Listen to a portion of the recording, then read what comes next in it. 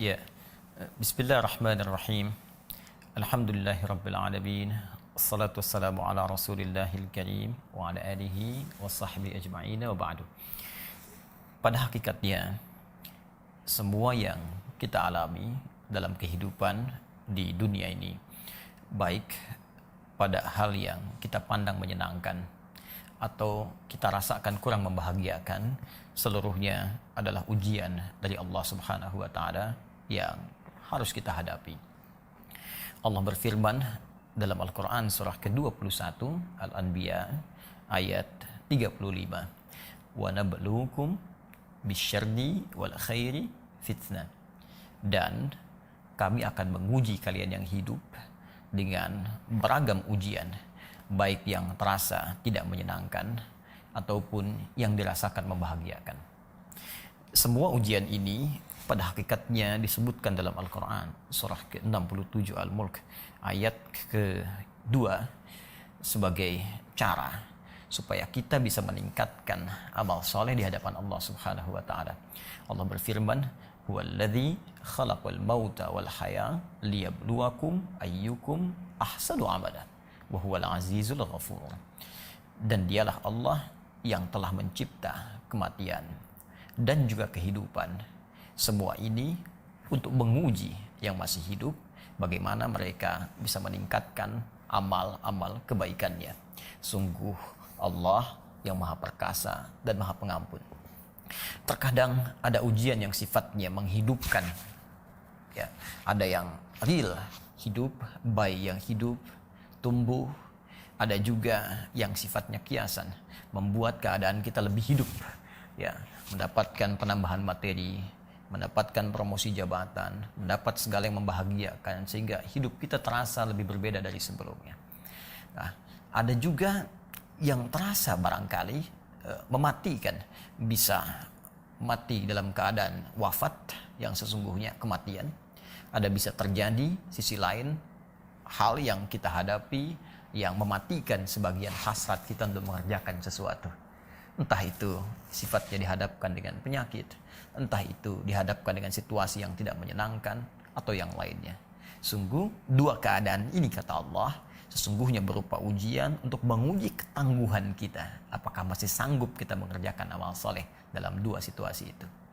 Karena itulah ada tafsiran yang sangat baik dari Al-Imam At-Tabari ketika menafsirkan Al-Quran surah ke-21 tadi ayat 35. Beliau mengatakan, linanzura kaifa syukruhum fima yuhibbun wa kaifa sabruhum fima yakrahun. Ya, terkadang ujian itu datang pada hal yang menyenangkan supaya dilihat bagaimana syukur kita ya bisa hadir ketika hal yang menyenangkan itu kita dapatkan. Dan terkadang ujian itu datang pada hal yang tidak menyenangkan supaya dilihat bagaimana kesabaran kita menghadapi ujian itu. Jadi ada syukur berhadapan dengan kebahagiaan, ada sabar yang diharapkan muncul pada hal yang tidak menyenangkan. Karena itulah dalam Al-Quran seringkali ujian-ujian yang datang melalui hal yang tidak menyenangkan itu kemudian disandingkan dengan sifat sabar.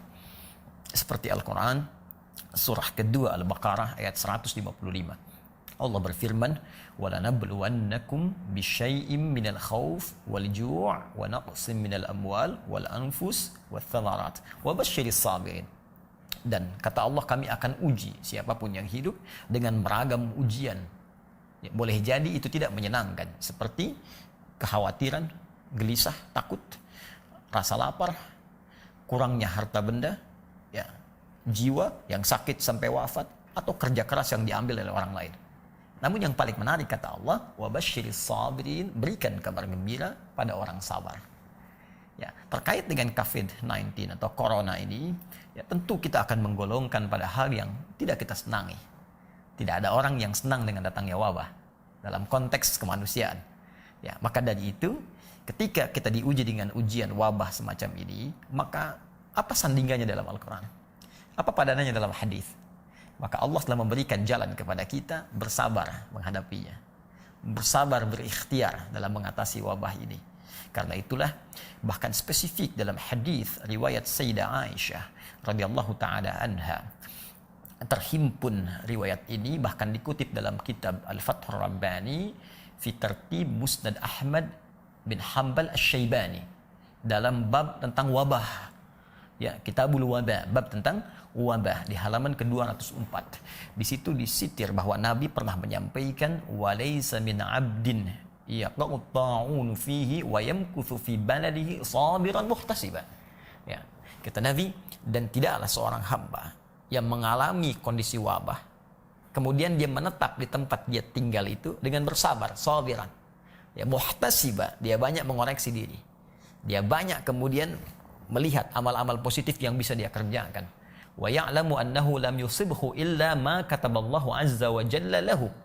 Dan dia menyadari tidak mungkin semua kejadian itu bisa terjadi kecuali Allah mengizinkan, menetapkan itu semua.